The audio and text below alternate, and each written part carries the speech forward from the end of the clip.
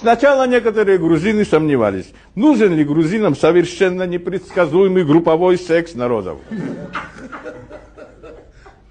Громко сказали: нет. Грузия суверенное, независимое государство, сами, не голубые, справимся.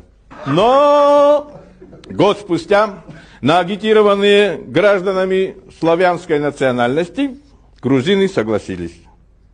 Но гуляет страх, нищета, голод, свет нормированный, газ слабым напором горит.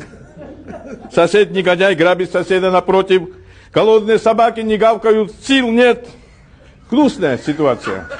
Надоело гражданам страны на гадости смотреть, назначили голосование, стал новым главой, седой, неподкупный, гранатоустойчивый, стингером недосягаемый гуриец, сказавший недавно громогласно: стыдно нам, генасвале, сидеть, наживать геморрой себе. Надо голову свернуть нынешним гангстерам, спекулянтам, наркоманам, грабителям. Сбудется надежда грузинов. Станем нормальным государством. С нами Господь. С Новым годом! Сакардолос, Галвар! Спасибо, наливайте, господа. Наливаю.